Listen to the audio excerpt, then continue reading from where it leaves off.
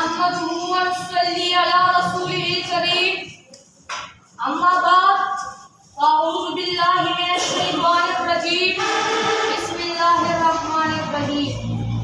جناب صدر، معزز اساتذہ کرام اور میرے عزیز ساتھیوں، السلام علیکم ورحمۃ اللہ وبرکاتہ۔ آج مجھے جس اہم اور موجودہ دور کے مطابق موضوع پر اظہار خیال کرنا ہے وہ ہے تعلیمی عمل میں جدیدیت وقت کی اشد ضرورت ہے۔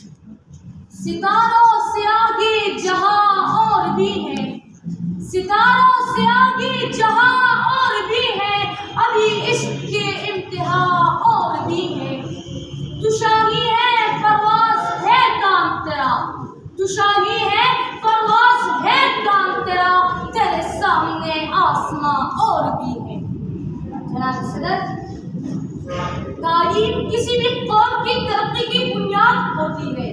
قومی تعلیم کے بلبوتے پر آگے بڑھتی ہے اور سائنس اور ٹیکنالوجی کے ذریعے دنیا کو مسخر کرتی ہے، لیکن وقت کے ساتھ ساتھ صرف تعلیم حاصل کرنا کافی نہیں، بلکہ جدید تعلیم جدید طریقے سے حاصل کرنا ضروری ہے۔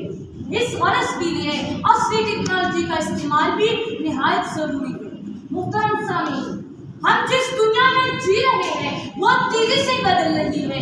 اب اگر ہم پرانے طریقے تعلیم کا اتباع کریں گے تو پھر ہم دنیا سے بہت پیچھے رہ جائیں گے۔ جناب صدر، آج کے دور میں نہ صرف کتابیں بلکہ internet, smart phone, e learning, video lectures, on line courses اور مصنوعی ذہانت یعنی AI جیسی سہولتیں تعلیم کا حصہ بن چکی ہے۔ اب طلباء کو صرف رٹنے کی نہیں بلکہ سمجھنے، تحقیق کرنے اور سوچنے کی تعلیم دی جا رہی ہے۔ یہ سب جدید تعلیمی عمل کے ثمرات ہیں۔ جناب صدر، اگر ہم جدید دنیا کا مقابلہ کرنا چاہتے ہیں تو ہمیں بھی اسکولوں اور تعلیمی نظام کو جدید بنانا ہوگا، اساتذہ کی تربیت جدید خطوط پر کرنی ہوگی، نصاب کو وقت کے مطابق اور جدید تقاضوں کی بنیاد پر تیار کرنا ہوگا، امتحانات اور پیپرز کی تیاری SLO کی بنیاد پر کرنی ہوگی اور ٹیکنالوجی کو تعلیم کا لازمی حصہ بنانا ہوگا۔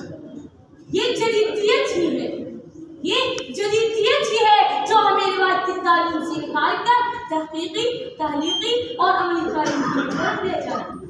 جناب صدر، اگر ہم آج بھی صرف رٹنے، امتحان پاس کرنے یا صرف نمبرز لینے کو ہی تعلیم تصور کریں گے تو پھر ہم دنیا سے بہت پیچھے رہ جائیں گے اور ہمارے خواب ادھورے رہ جائیں گے۔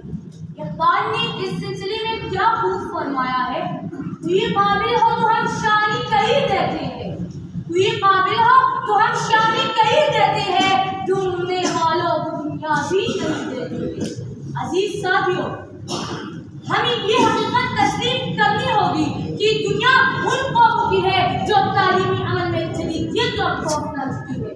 جاپان، چین اور یورپی ممالک نے جدید